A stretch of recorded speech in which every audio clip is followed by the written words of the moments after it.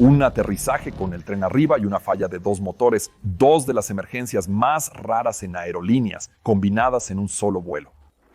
Los aviones modernos están diseñados para alertar a los pilotos y evitar accidentes de este tipo. Entonces, ¿cómo es que sucedió de todos modos? La respuesta a esto se contará en uno de los accidentes más impactantes de la historia moderna. Manténganse al tanto.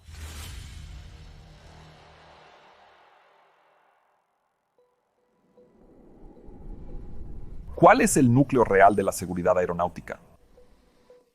Si despojamos todas las reglas, regulaciones, procedimientos y controles que hacen que la aviación sea tan segura, ¿qué nos queda realmente?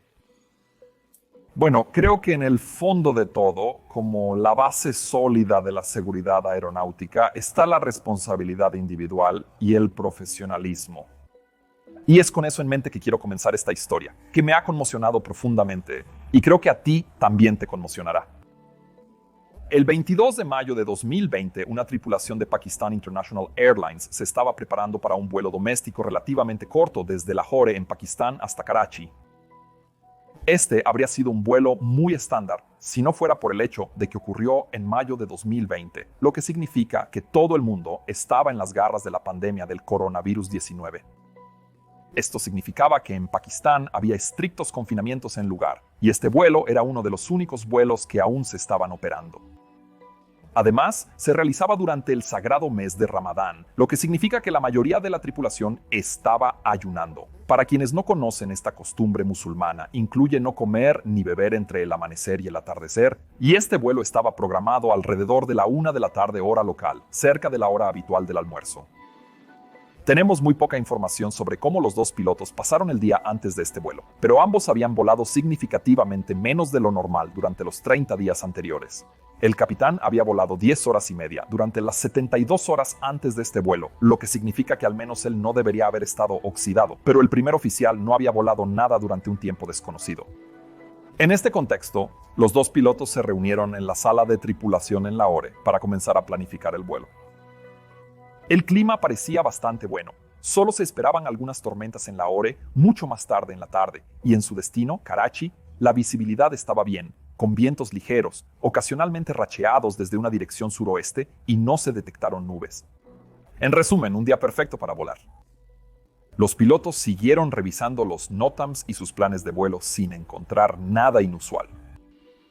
Luego continuaron para informar a sus 6 miembros de la tripulación de cabina con quienes iban a trabajar, y luego todos caminaron juntos hacia el avión. Entonces, ¿quiénes eran estos 2 pilotos que iban a volar juntos? El capitán, de 58 años, llevaba más de 24 trabajando con Pakistan International Airlines. Contaba con licencia y certificado médico vigentes y más de 17.250 horas de experiencia total en ese momento. De esas horas, casi 4.800 se habían volado en el Airbus A320, en el que operarían ahora. También había sido nombrado recientemente inspector de normas en la flota de Airbus A320, lo que significa que se le consideraba una persona adecuada para asegurarse de que otros pilotos estaban siguiendo las normas esperadas al operar en esta aeronave, y eso vale la pena tenerlo en cuenta. Pero un detalle realmente interesante para esta historia tiene que ver con cómo el capitán logró unirse a la aerolínea en primer lugar. Porque cuando se postuló en 1996, se le requirió pasar por una evaluación psicológica como todos los pilotos tenemos que hacer. Terminó fallando esa evaluación con, digamos, una evaluación nada halagadora de los psicólogos de la aerolínea. Dijeron que era de naturaleza mandona, firme, dominante y agobiante. Tenía una inteligencia por debajo del promedio y tiende a tener poco respeto por la autoridad. También tenía una baja comprensión mecánica, con una baja comprensión de las relaciones espaciales, y su nivel de tolerancia al estrés también era bastante inadecuado. Ahora, esa evaluación habría aplastado a casi cualquiera y probablemente también los habría empujado hacia otra elección de carrera, pero no a este chico. En cambio, pidió una segunda opinión a 5 otros psiquiatras, 3 de ellos del Reino Unido, quienes todos le dieron luz verde para continuar como cadete. El problema para él fue que Pakistan International Airlines ya no permitía segundas opiniones en ese momento. Entonces, ¿qué hizo él? Bueno, se quejó al defensor del pueblo federal. ya que la solicitud que había presentado se presentó antes de que se produjera este cambio. El defensor del pueblo realmente se puso de su lado y por lo tanto se le permitió comenzar su entrenamiento, pero quiero que tengas en cuenta esa evaluación inicial cuando escuches el resto de esta historia. El primer oficial tenía 33 años y tenía mucha menos experiencia que el capitán. Se unió a la aerolínea hace unos 10 años y durante ese tiempo solo había volado poco menos de 2.300 horas y principalmente en el Airbus A320 con alrededor de 1.500 horas. No sabemos mucho sobre el primer oficial, pero sí sabemos que recibió algunas críticas negativas durante su formación inicial, lo que le impidió ser ascendido de segundo oficial a primer oficial. Pero después de 2015, su historial de entrenamiento fue bastante limpio. Dicho esto, sin embargo, dado su limitada experiencia y el hecho de que ahora iba a volar con un piloto estándar mucho más senior, podemos suponer que el gradiente de poder en la cabina probablemente era bastante pronunciado. En cualquier caso, mientras toda la tripulación se dirigía hacia el avión, los pilotos decidieron que el primer oficial iba a ser el piloto en funciones para este vuelo. Esto significaba que el capitán haría la inspección visual, pero antes entró en la cabina para revisar el libro de registro técnico. El avión que iban a volar era un Airbus A320-200 de 16 años de antigüedad, equipado con 2 motores turbofan de alto bypass, compañía de motores francesa, -56, y esos motores jugarán un papel muy importante en esta historia. Antes de este vuelo, el avión solo había estado volando muy esporádicamente debido a la pandemia en curso, pero se había mantenido según los estándares del fabricante y estaba en general en buenas condiciones. Entonces, cuando la tripulación de cabina terminó sus controles de seguridad y embarcó a los 91 pasajeros que esperaban, cerraron las puertas y los pilotos pidieron empuje e inicio, todo de acuerdo con los procedimientos normales. A las 13 horas, 5 minutos y 30 segundos, el vuelo A303 de Pakistan International Airlines comenzó a acelerar en la pista y pronto despegó de manera normal, ascendiendo hacia su destino. Durante el ascenso, uno de los miembros de la tripulación de cabina llamó a los pilotos y preguntó si estaban interesados en un aperitivo ligero, pero ambos declinaron cortésmente. Recuerda, seguían ayunando. Pronto alcanzaron su altitud de crucero planificada, nivel de vuelo 340 o 34.000 pies, donde permanecerían durante su segmento de crucero de unos 45 minutos.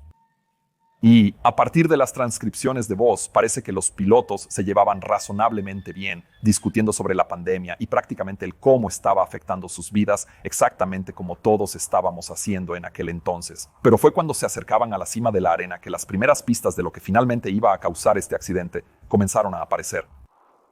Les contaré sobre eso después. A las 13:24 y 24 segundos, el vuelo fue entregado al controlador del área de Karachi, quien les dio la bienvenida a la frecuencia y luego les autorizó para la llegada Nawab Shah 2A a Karachi.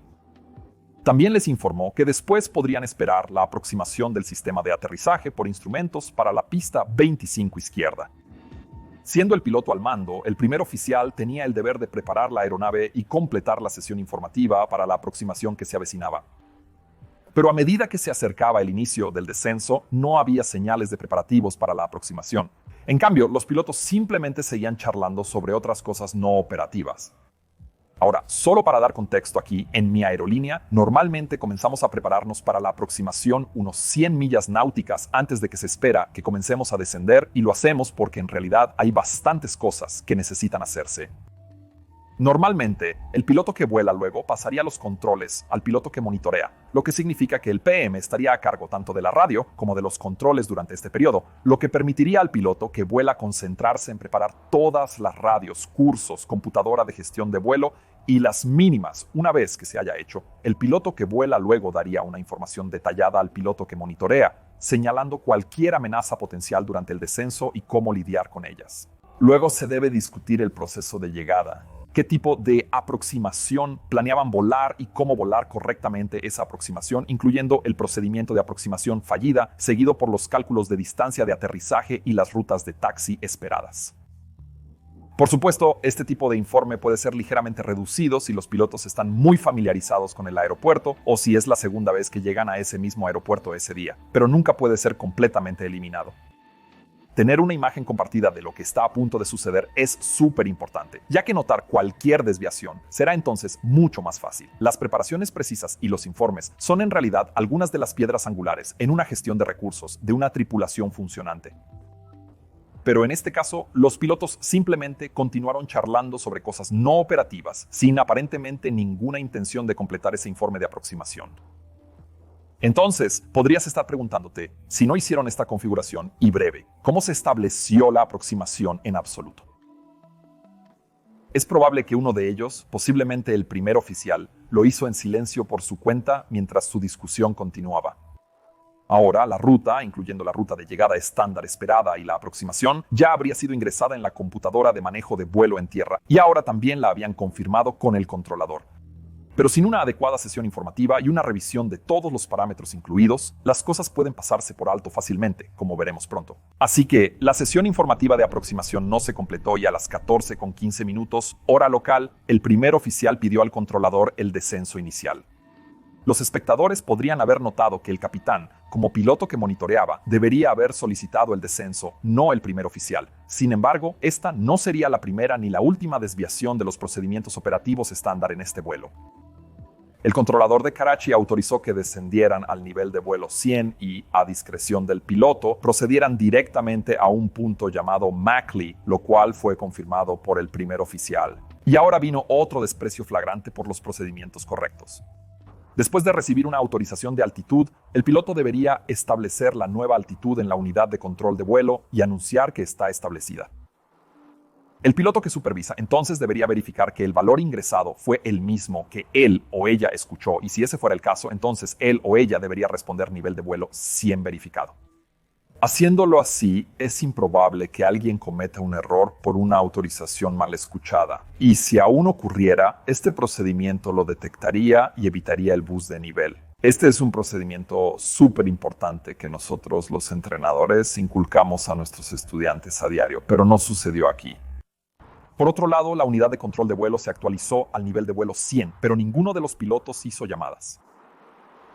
La segunda parte de la autorización incluía lo que se conoce como una ruta directa a un punto llamado Mackley, y este punto estaba situado en la línea central extendida de la pista 25 izquierda. Mackley estaba a unas 4 millas náuticas del punto final de aproximación, donde se esperaba que el avión estuviera a 3.000 pies para poder comenzar a descender hacia la pista. Las rutas directas son comunes, especialmente durante la pandemia con poco tráfico. Los pilotos deberían haberlo anticipado.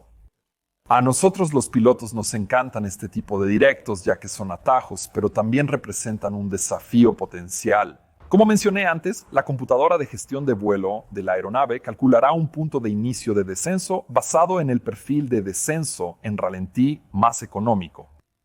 Pero ese perfil asumirá que la aeronave tiene exactamente tantas millas de pista para lograr este descenso como los pilotos han programado en la computadora de manejo de vuelo. Si se recibe un atajo como este, puede eliminar muchas de las millas de pista disponibles, lo que significa que la aeronave terminaría estando alta en el perfil. Normalmente, eso no es un problema. Podemos usar frenos de velocidad o dejar que la aeronave acelere para eliminar parte de esa energía extra. Pero curiosamente, eso no sucedió aquí. Cuando el primer oficial comenzó a descender, activó el modo de descenso gestionado del avión, que simplemente seguiría el perfil preprogramado.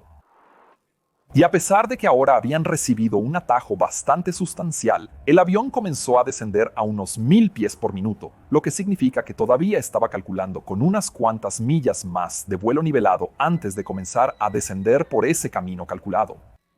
Ahora, esto debería haber sido una señal de alerta para los pilotos, ya que indicaba que el avión todavía asumía que tenía muchas millas de pista por recorrer, cuando obviamente no era el caso. Básicamente hay dos razones por las que el ordenador de gestión de vuelo reaccionaría de esta manera, y la primera es que hay un punto de referencia con restricciones de altitud en o por encima de algún lugar a lo largo de la ruta que obligaría al avión a mantenerse en alto, pero ese no era el caso aquí. La otra razón es que hay un patrón de espera procedimental programado en la ruta en algún punto, que era el caso aquí, pero como los pilotos omitieron la sesión informativa de aproximación, no se percataron de eso. Y dado que ese era ahora el caso, todavía había muchas millas de pista dentro de esa espera que la computadora de manejo de vuelo estaba calculando.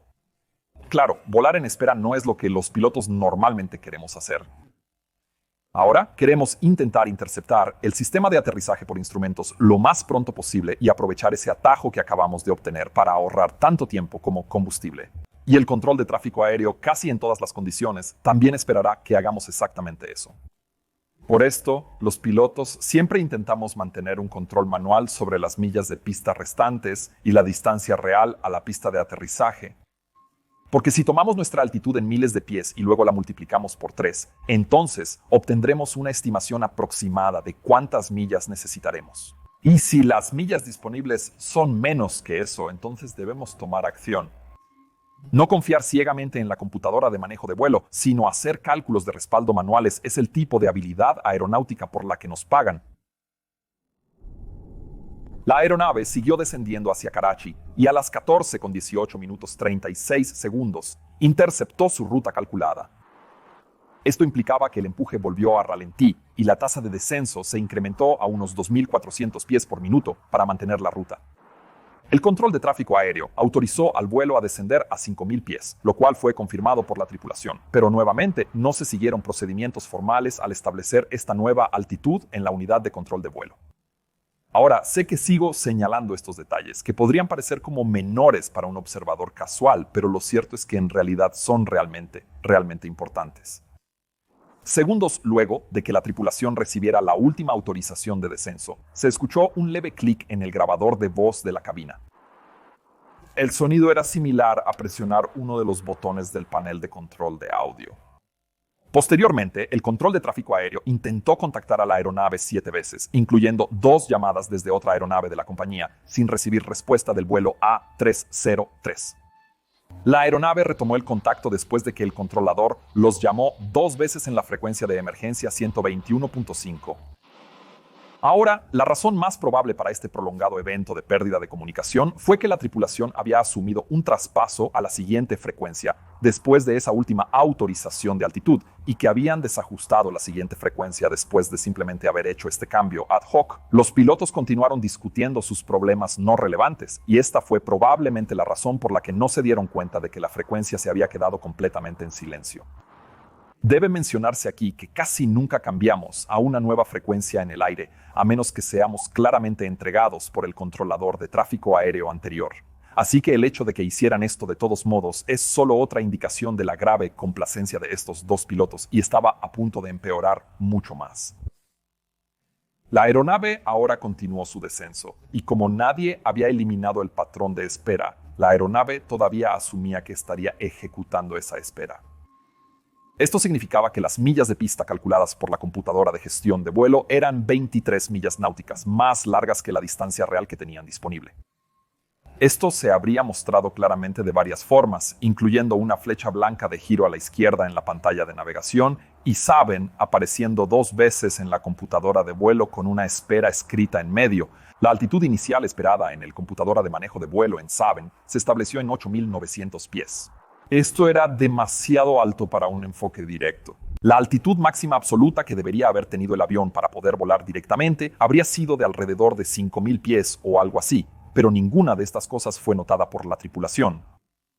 El avión ahora fue entregado al controlador de aproximación de Karachi y a las 14:25:54, este nuevo controlador autorizó al vuelo 8303 a descender a 3.000 pies en presión atmosférica al nivel del mar 1004 y también los autorizó para el acercamiento. Una vez más, se omitió el ajuste de altitud de la unidad de control de vuelo y la confirmación de la presión atmosférica al nivel del mar correcto. Sin embargo, el primer oficial activó el modo de aproximación del piloto automático, permitiendo que el avión capturara los haces del localizador y la senda de planeo cuando estuvieran disponibles. A pesar de estar autorizados para una aproximación directa, el avión continuó en su modo de descenso gestionado, sin que la tripulación intentara aumentar la tasa de descenso, lo que resultó que estara a unos 5.000 pies más altos de lo debido. Realmente, ¿qué podrían haber hecho los pilotos en esta situación? Para ser honesto, la situación aún estaba lejos de ser peligrosa. La inacción de los pilotos sugería que no habían descubierto que estaban extremadamente calientes y altos, pero cuando lo hicieran tendrían una solución muy fácil. Simplemente volar ese patrón de espera que la computadora de manejo de vuelo estaba calculando. Esto habría añadido unos 5 minutos al vuelo y habría parecido bastante innecesario, pero nadie se habría quejado. No habría usado mucho combustible extra y el tiempo de aterrizaje habría sido exactamente el mismo que ya habían calculado. Errores como este ocurren de vez en cuando y no son un gran problema siempre y cuando se manejen de una manera racional y segura. El avión pronto pasó Mackley, que era el punto hasta el cual habían sido autorizados, y después vino Saben con su espera calculada. El avión estaba a 9.363 pies cuando pasó Mackley con una velocidad de aproximadamente 250 nudos y con una configuración limpia. Dado que ahora estaban en la línea central extendida y el modo de aproximación había sido armado, el localizador fue capturado y comenzó a guiar el avión hacia la pista. Cuando el localizador captura, desactiva cualquier modo horizontal previo. Entonces, esto significaba que el avión ahora ignoraría la espera, incluso si todavía quedaba en la computadora de manejo de vuelo. El controlador de tráfico, que ya los había autorizado para la aproximación, miró su pantalla de radar y notó que el vuelo parecía extremadamente alto, al doble de la altitud esperada. Por lo tanto, los llamó y preguntó: Pakistán 8303, confirma millas de pista cómodas para el descenso. Y el capitán simplemente respondió afirmativo. Ahora, esto fue una clara indicación de lo que el controlador pensaba sobre el asunto, y para cualquier piloto que escuche esas palabras, debería servir como un estímulo inmediato para comenzar a revisar su situación e intentar averiguar qué estaba saliendo mal. El capitán también debe haberlo hecho aquí, y se dio cuenta con horror de que se habían olvidado de eliminar la retención en Saben. Ahora preguntó: ¿qué ha pasado? ¡Alto! ¡Oh no! ¡Quita la retención! ¡Quita la retención! ¡Quita la retención! El primer oficial respondió: «Retención quitada. ¿Deberíamos reportar el problema?», indicando que había seguido las órdenes del capitán, pero que también se había dado cuenta de la gravedad de la situación de altitud y que podrían necesitar más millas de pista. Y aquí, damas y caballeros, es donde se toma la primera decisión que finalmente llevará a este avión al desastre.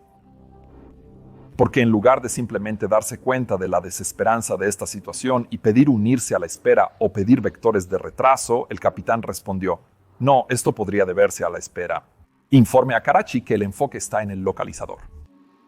El primer oficial estuvo de acuerdo y también sacó la perilla de altitud en la unidad de control de vuelo, cambiando el modo de descenso del piloto automático de administrado a descenso abierto.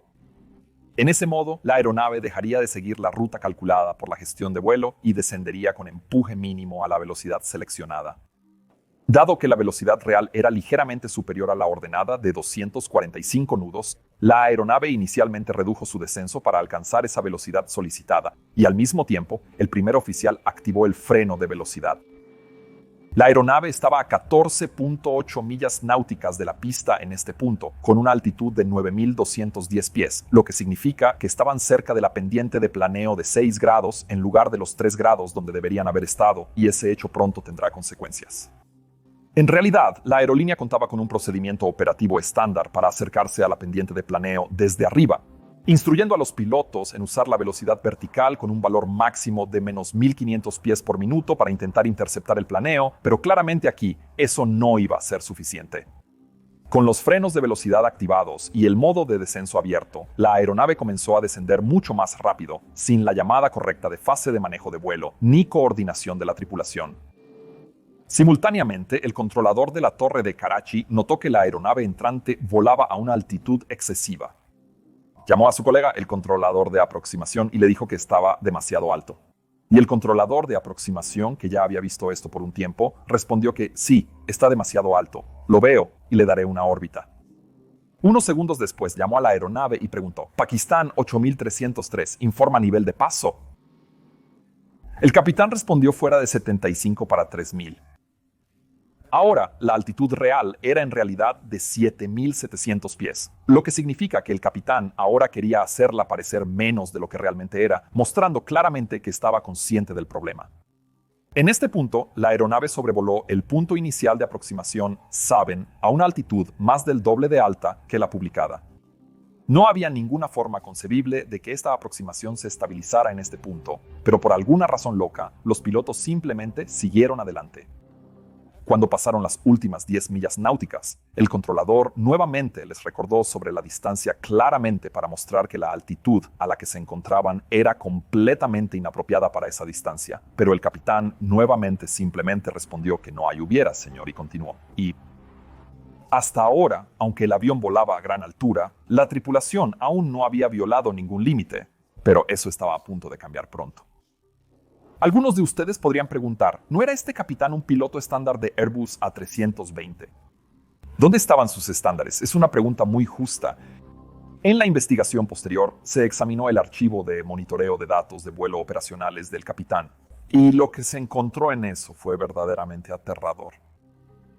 En primer lugar, Pakistan International Airlines solo había logrado capturar alrededor del 5% de sus vuelos hasta ese punto, lo cual era realmente muy pobre. Pero cuando se examinó el archivo del capitán, se descubrieron múltiples aproximaciones relacionadas con alta velocidad, alta trayectoria, alta tasa de descenso, largos destellos e incluso advertencias de GPWS, lo que significa que este tipo de aproximaciones que ahora estaba volando no eran nada nuevo para él, más bien lo contrario, y eso podría darte un poco de explicación de lo que estaba a punto de suceder a las 14:31 y 39 segundos. Alguien en la cabina seleccionó el tren de aterrizaje hacia abajo. No sabemos quién hizo eso, ya que, una vez más, no hubo comunicación verbal al respecto y no se comprobó la velocidad ni nada más, pero mi suposición es que esto fue hecho por el capitán, ya que él era el que ahora estaba impulsando esta aproximación con el primer oficial, simplemente tratando de averiguar pasivamente qué estaba sucediendo, ya que el avión todavía estaba descendiendo en el modo de descenso abierto. La resistencia adicional proporcionada por el tren de aterrizaje requería que el avión inclinara la nariz hacia abajo para continuar con la velocidad seleccionada, y esto llevó a un aumento en la velocidad vertical de unos 7.500 pies por minuto.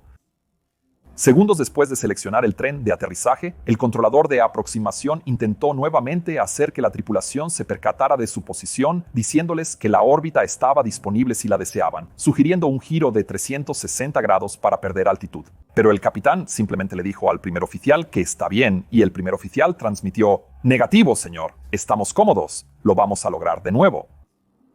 Si el primer oficial era el piloto que volaba, no debería haber estado haciendo las llamadas de radio aquí, y simplemente toda la operación en este punto era muy desorganizada. Cuando las personas se encuentran en una situación de alto estrés, especialmente una donde las cosas están sucediendo aparentemente fuera del control de la persona, y de una manera acelerada, no es raro que la persona se vuelva pasiva y simplemente siga el flujo. Parecía ser realmente el caso con el primer oficial, pero también es probable que el capitán, a pesar de que era el que estaba dirigiendo este enfoque loco, ahora también comenzó a perder su conciencia situacional, ya que las cosas estaban sucediendo tan rápido y tan fuera de las operaciones normales. Sin embargo, ahora algo más sucedió que enormemente impactará esta historia.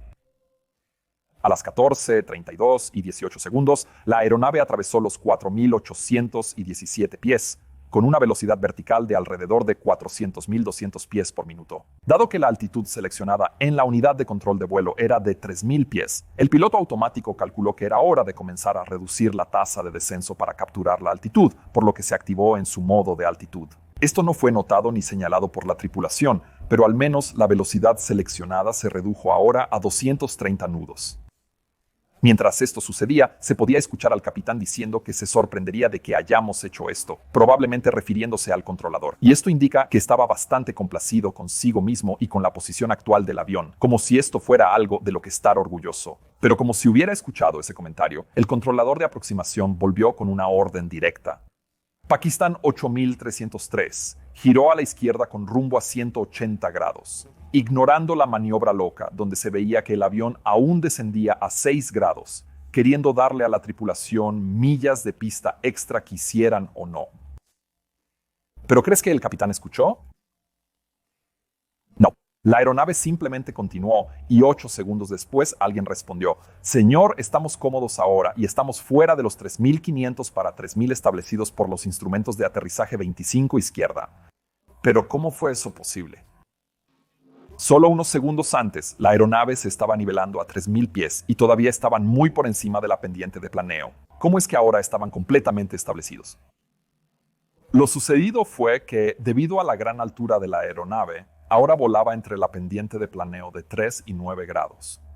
En esa región, los dos lóbulos de radio de la antena de la pendiente de planeo interferían entre sí, causando perturbaciones que el receptor de la pendiente de planeo en la aeronave interpretó como si hubiera capturado la pendiente de planeo. Esto fue muy desafortunado porque significaba que el nivel de 3.000 pies que de otra manera los habría salvado ahora no sucedió, y en cambio, la aeronave comenzó a picar hacia abajo como loca para seguir la pendiente de planeo de 3 grados miles de pies debajo de ellos. Antes de afirmar que los sistemas de la aeronave deberían haber resuelto esto, recuerda que las limitaciones, procedimientos y pautas existen por una razón. Es casi imposible diseñar sistemas para manejar una mala conducta grave de los pilotos. En este caso, nunca deberían haber estado en esa posición.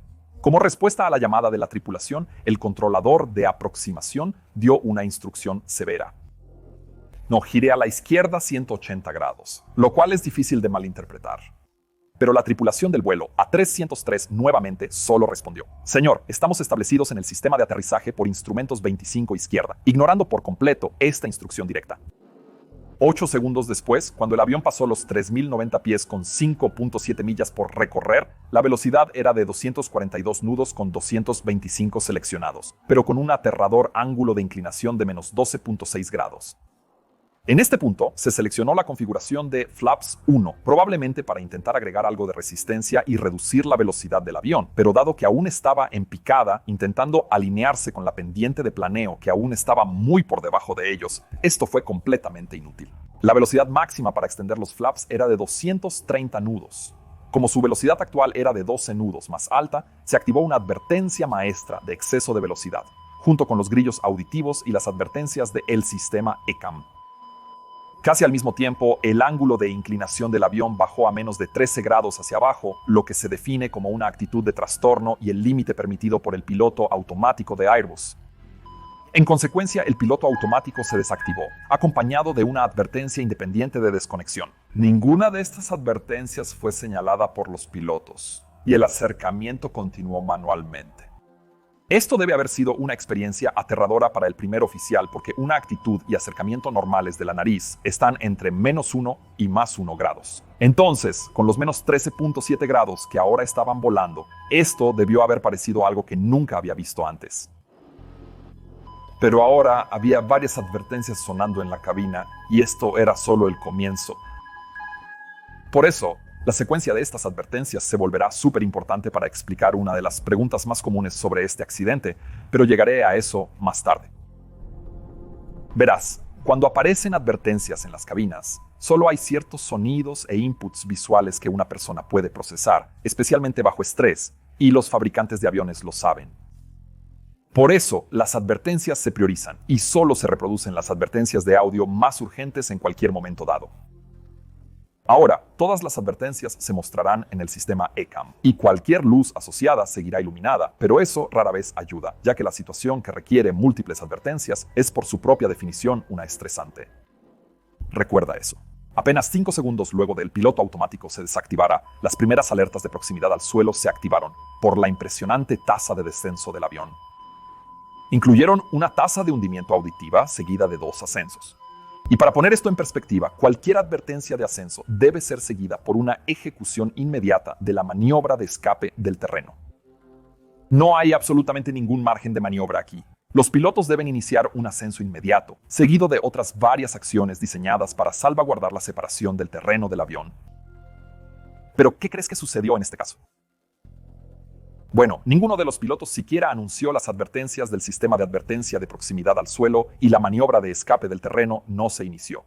Pero el primer oficial realmente comenzó a ingresar algunos comandos de nariz arriba en su palanca lateral. Eso significaba que la tasa de descenso pasó de menos 7.400 a menos 2.000 pies por minuto durante los siguientes 10 segundos. Y también esto es realmente importante porque el engranaje fue seleccionado hacia arriba, así como el freno de velocidad retraído. Ninguna de estas acciones fue anunciada por quien las hizo, pero dado que el primer oficial comenzó a elevar el morro, sugiere que probablemente él también retrajo el tren de aterrizaje y los frenos de velocidad, posiblemente para detener el acercamiento. Ahora, Retraer el engranaje cuando eres el piloto que está volando es súper extraño, pero de nuevo, nada estaba funcionando realmente como debería en esta cabina y las cosas aún no habían terminado. A las 14:32:58, el enfoque de Karachi autorizó al vuelo A303 de Pakistan Airlines aterrizar en la pista 25 izquierda. Así que, aunque el engranaje ahora estaba arriba y la tasa de descenso se había moderado, el enfoque aún continuaba con la velocidad rondando alrededor de los 235 nudos, y fue ahora cuando ocurrió la siguiente cosa crítica porque alguien seleccionó las aletas primero a la configuración 2 y luego a la posición 3. La velocidad superaba el máximo permitido incluso en la configuración 1, por lo que al seleccionar las configuraciones 2 y 3 se activaron más advertencias de exceso de velocidad maestra y el sistema ECAM rojo. Y es poco probable que las aletas realmente comenzaran a moverse mucho, pero el informe final realmente no especificó todo eso. Pero lo que todo esto significaba era que cuando el avión pasó alrededor de 1100 pies, parece que se había desarrollado una división en la cabina porque el primer oficial, que probablemente había retraído el engranaje y los frenos de velocidad, ahora sugirió que deberían hacer una órbita y también comenzó a ejecutarla. Pero el capitán, que había escuchado la autorización de aterrizaje y probablemente también fue quien seleccionó las aletas en la configuración de aterrizaje, respondió: no, déjalo. Y también ahora presionó el botón de prioridad en su palanca lateral para tomar el control, pero por supuesto sin anunciar que realmente estaba haciendo eso. Lo que sucedía era una cabina con dos pilotos que no compartían la misma imagen mental de la situación ni de lo que debía hacerse. Todavía había múltiples advertencias sonando, junto con luces de precaución maestras, y la velocidad y altitud todavía eran demasiado altas para intentar un aterrizaje seguro. En resumen, era la definición misma del caos. Si alguna vez hubo un enfoque que necesitaba un cambio, este era, pero el capitán simplemente siguió adelante. La inclinación ahora se redujo manualmente a -5 grados, dando una tasa de descenso de alrededor de 1800 pies por minuto. La velocidad era de 220 nudos y probablemente aumentando, y estaban más de 2 puntos por encima de la pendiente de planeo al pasar la puerta de aterrizaje de 300 metros. Aquí es donde deberían haberse estabilizado. En velocidad, altitud y empuje, con todas las listas de verificación completas para poder continuar el enfoque, pero como ninguno de los otros procedimientos operativos estándar se habían seguido, este tampoco se hizo. También creo que es súper importante señalar aquí que el capitán probablemente había sido el que inicialmente bajó el tren de aterrizaje mucho antes en este enfoque, y ahora se había convertido en el piloto que vuela. Pero probablemente fuese el primer oficial quien había subido el tren de aterrizaje mientras él pilotaba, sin que ninguno verbalizara estas acciones ni completara las listas de verificación de aterrizaje. Por lo tanto, dado el estrés extremo y la confusión que ahora dominaban esta cabina, es muy posible que ninguno de ellos estuviera realmente seguro en cuál configuración se encontraba realmente el avión. Y eso nos lleva hasta la última barrera disponible, construida específicamente para intentar evitar el desastre, y esos son los diversos sistemas de advertencia del avión. A medida que el avión descendía a través de 750 pies de radio, con la configuración de flaps 3 seleccionada, pero el tren de aterrizaje no bajado, se activó la advertencia del sistema ECAM de tren de aterrizaje no bajado, junto con la flecha roja junto al selector de tren de aterrizaje. Pero dado que ya se habían activado varias otras advertencias de Cricket, es probable que esta nueva advertencia no añadiera suficiente estímulo nuevo para llamar la atención del piloto.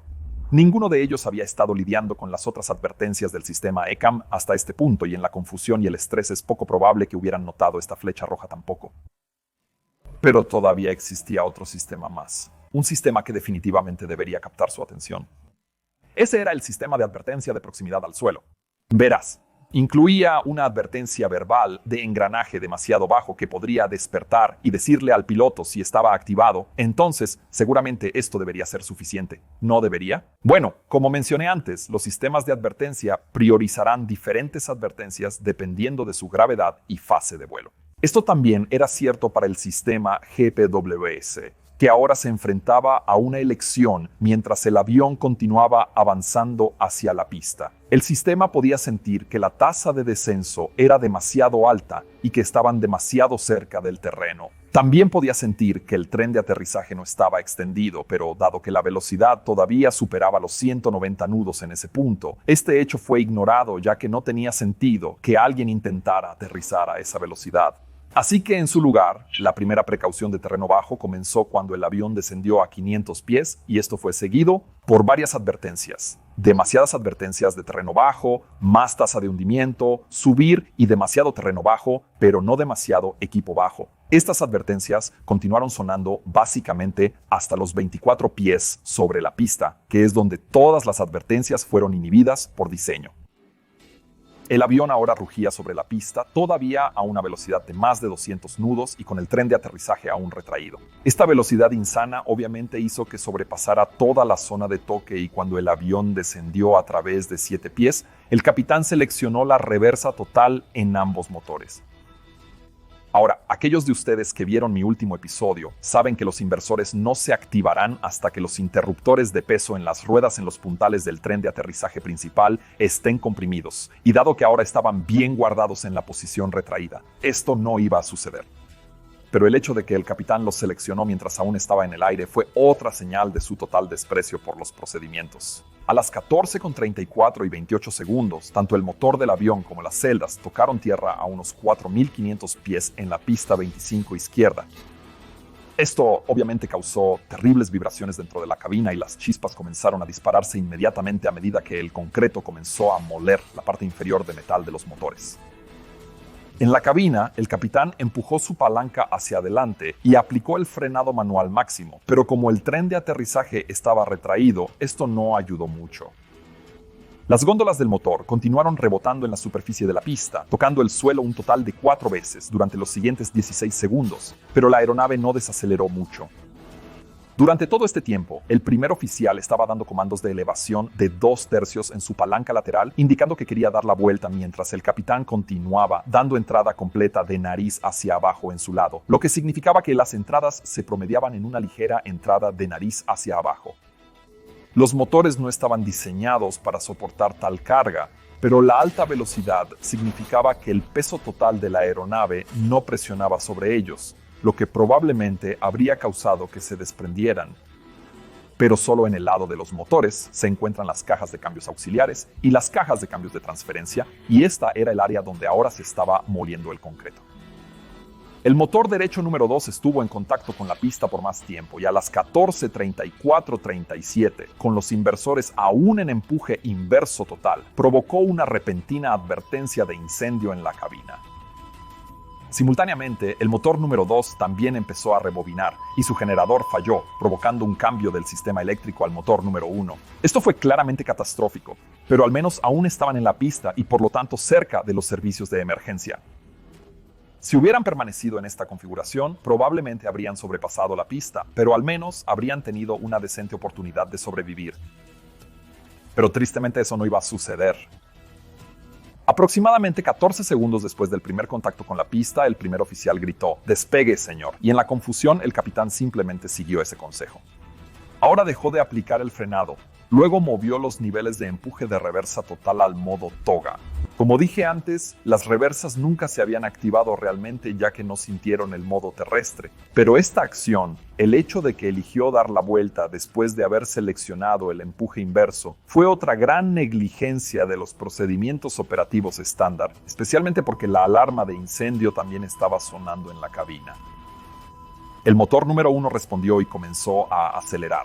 Dado que la velocidad rondaba los 160 nudos, el avión despegó casi inmediatamente cuando el capitán comenzó a tirar de su palanca de control lateral. El motor número 2 falló durante el roce con el suelo, pero entró en modo de arranque automático para reconectarse mientras el avión ascendía. A los 59 pies, el primer oficial seleccionó los flaps en conflicto, la configuración de vuelta a la aproximación, y la subida continuó inicialmente en línea recta. Curiosamente, dado que la velocidad ahora estaba por debajo de los 190 nudos, el sistema de advertencia de proximidad al suelo ahora anunció demasiado bajo engranaje. Y esto provocó que uno de los pilotos inmediatamente moviera el selector de engranaje hacia abajo y luego, un par de segundos después, de nuevo hacia arriba. Ahora el engranaje nunca comenzó a extenderse durante este evento, pero muestra cuán poderosa puede ser esa advertencia si llega en el momento adecuado. El primer oficial ahora llamó a Karachi Approach y declaró que estaban dando la vuelta. Y en el aeropuerto, todos habían visto las enormes chispas del aterrizaje de panza, por lo que ya se había declarado una emergencia total. El motor número 2 comenzó a recuperarse lentamente, mostrando vibraciones considerables en el proceso. La tripulación comenzó a acelerar y replegó todos los flaps, pero si hubieran mirado sus pantallas de motor, habrían visto que los niveles de aceite de motor en ambos motores ahora estaban disminuyendo rápidamente. Ves que el hecho de que la carcasa en la parte inferior de ambos motores ahora se había lijado en dos enormes agujeros significaba que todo el aceite del motor ahora estaba saliendo a borbotones por esos agujeros. Y aunque estos motores habían mostrado una resistencia increíble hasta este punto, ahora estaban operando con tiempo prestado. Pero hasta ahora los pilotos estaban completamente inconscientes de esto. Mientras ascendían a través de 500 pies, la propulsión se redujo a la máxima propulsión continua durante unos segundos antes de ser empujada nuevamente a toga. Ambos motores respondieron adecuadamente a este comando, pero también mostraban niveles muy altos de vibración. El capitán ahora seleccionó ascenso abierto y movió las palancas de empuje a la posición de ascenso, pero a medida que el avión ascendía alrededor de 1200 pies, primero se activaron las advertencias de baja presión de aceite del motor número 2 y luego del motor número 1, y estas también vinieron junto con las advertencias de precaución maestra asociadas. La tripulación canceló esto y a 2160 pies se conectó el piloto automático, uno mientras el avión seguía ascendiendo hacia los 3000 pies. El enfoque de Karachi ahora llamó al avión y les permitió girar a la izquierda hacia un rumbo de 110 grados y continuar ascendiendo a 3000 pies para el viento en contra para un nuevo enfoque, pero el controlador no les informó sobre el aterrizaje de panza. La tripulación repitió el proceso, pero al girar el motor número 1 finalmente falló. Este era un problema serio porque recuerda que el generador del motor número 2 ya había fallado en el suelo, por lo que si el motor número 1 fallaba ahora, solo quedarían la unidad de potencia auxiliar y la turbina de aire de embestida para proporcionar energía eléctrica. Pero en este punto, la pobre gestión de recursos y conciencia situacional de la tripulación volvieron a mostrar su fea cara. Porque a las 14:36 y 6 segundos, el primer oficial gritó: «Palanca de confianza número 2 a ralentí, mueve el número 2 a ralentí». Ahora, no está claro de dónde vino esto de repente, pero dado que fue el motor número 2 el que tuvo la indicación original de incendio, es posible que esto sea con lo que él estaba lidiando ahora. El problema, sin embargo, era por supuesto que lo que estaba haciendo ahora era reducir la potencia en el único motor que aún funcionaba. 10 segundos después, el registrador de datos de vuelo y el registrador de voz de la cabina fallaron debido a la falla de ambos generadores. Esto provocó que se desplegara la turbina de aire de embestida, lo que reanudó la grabadora de voz de cabina, pero no el registrador de datos. Así que desde este punto realmente no conocemos todos los detalles de lo ocurrido, más de lo que podríamos deducir de las grabaciones de voz de la cabina. De todos modos, la aeronave siguió volando a favor del viento y alcanzó una altitud máxima de 3140 pies.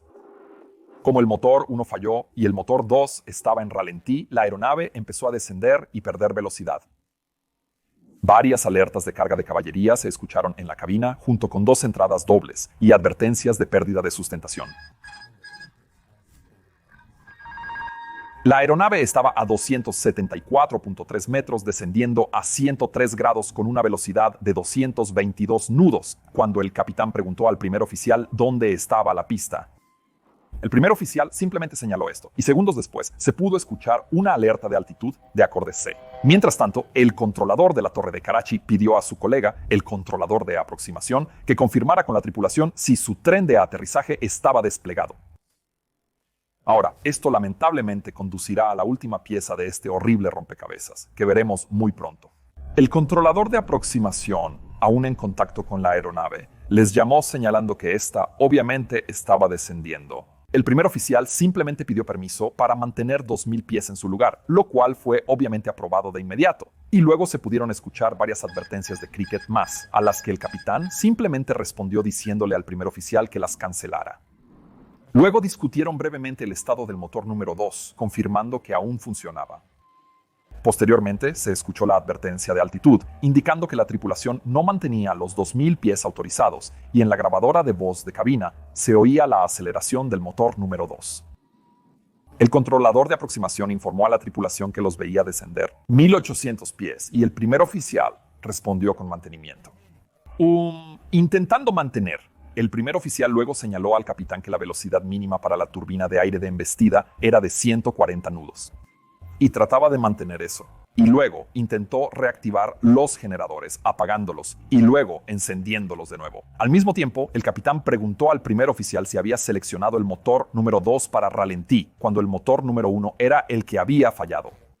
Y el primer oficial simplemente respondió sí durante los siguientes 30 segundos.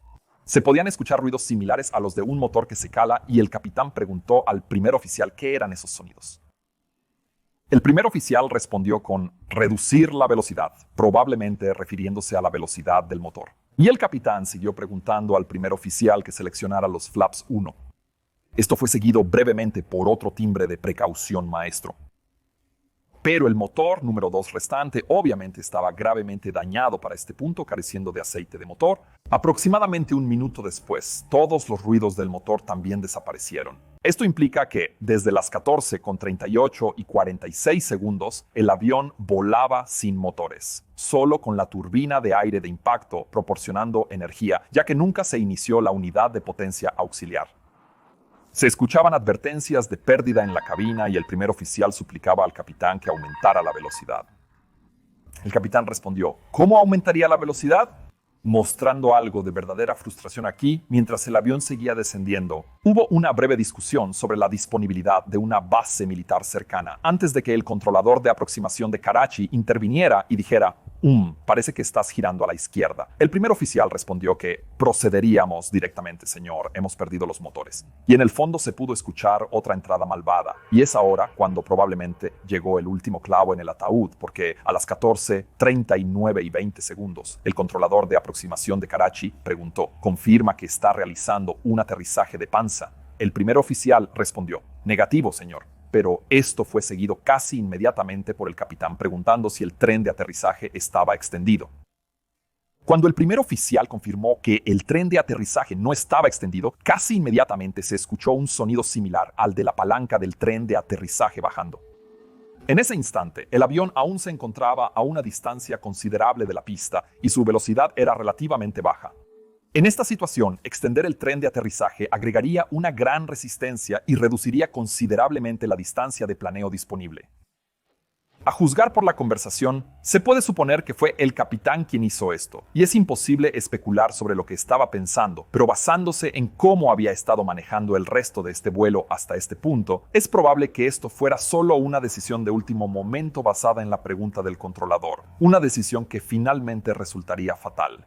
El capitán ahora le dijo al primer oficial que sentara a la tripulación de cabina y mientras él estaba haciendo eso, el capitán también comenzó a gritar Mayday, Mayday, Mayday en el aire delgado en la cabina. El primer oficial procedió repitiendo esto por la radio mientras descendían a través de 700 pies.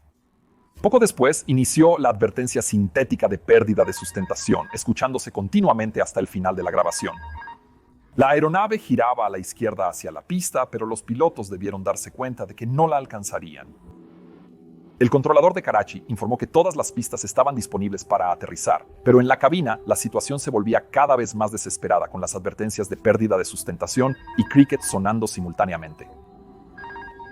Al descender a 400 pies, casi se alinearon con la pista, pero aún estaban demasiado lejos. El capitán gritó repetidamente que no tomaran flaps, tratando de evitar resistencia adicional, pero con el tren de aterrizaje colgando, eso no importaba realmente.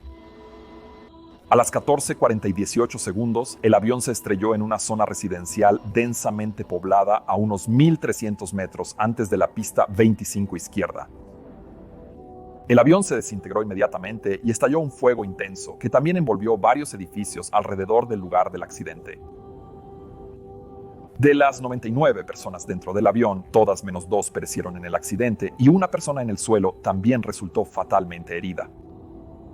Los servicios de emergencia fueron enviados inmediatamente hacia el lugar, pero se vieron obstaculizados por las calles estrechas y una gran multitud de personas que ahora se habían presentado para intentar ayudar. La causa del accidente fue la falta de adherencia a los procedimientos operativos estándar y el desprecio por las instrucciones de control de tráfico aéreo por parte de los dos pilotos. También se descubrió que los controladores de tráfico aéreo deberían haber aconsejado a la tripulación sobre el aterrizaje con el tren de aterrizaje recogido en cuanto lo vieron, ya que esto podría haber ayudado a los pilotos a comprender la gravedad del problema. El ayuno de los pilotos, otro factor contribuyente potencial, ha sido prohibido desde entonces para el personal de vuelo. Pero el hecho aquí sigue siendo que el descaro al incumplir las reglas, procedimientos y la gestión de relaciones con los clientes parece haber sido una característica regular de la forma de volar de este capitán. En mi opinión, eso arroja una luz muy dura sobre el Departamento de Formación y Verificación de Pakistan International Airlines, ya que simplemente no hay forma de que este tipo de comportamiento pudiera haber pasado desapercibido. Hubo varias recomendaciones derivadas de esta investigación, principalmente dirigidas a la aerolínea misma y a las autoridades de aviación de Pakistán. Pero, sorprendentemente, a raíz de esta investigación, también se descubrió que el 40% de los pilotos de la aerolínea que trabajaban para Pakistan International Airlines volaban con licencias falsas. Los dos pilotos involucrados en el accidente no estaban en esta situación, pero esta revelación asombrosa hizo que la aerolínea fuera incluida en la lista negra de la Unión Europea y Estados Unidos, hasta que pudieran mostrar una mejora significativa. En una nota personal, este accidente me ha dejado sintiéndome francamente tanto enojado como impactado. Como pilotos, somos responsables de las vidas de pasajeros y tripulación. No hay excusa para este tipo de incompetencia. Ningún sistema de aeronaves, redundancias o advertencias son suficientes si los pilotos no los usan. Y si eres un examinador allá afuera, exactamente estos son el tipo de características que un piloto como a ti y a mí nos han confiado mantener fuera de la cabina de mando.